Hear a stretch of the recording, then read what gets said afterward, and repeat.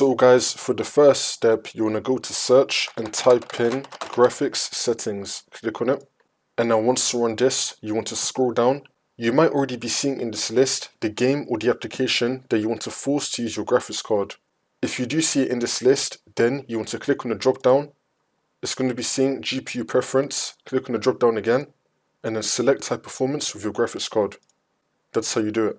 If the game or the application did not appear in this list, then you want to select Add Desktop App. If it's a Microsoft Store app, then you want to go with this option.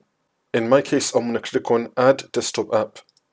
And now this will come up. You want to find the .exe file of the game or the application that you want to force to use your graphics card. Let's say that I want to add Fortnite. I'm going to find my Fortnite game folder. So for me, I have it saved on my D drive. I just went there. Here's my Fortnite folder. I'm going to double click on it.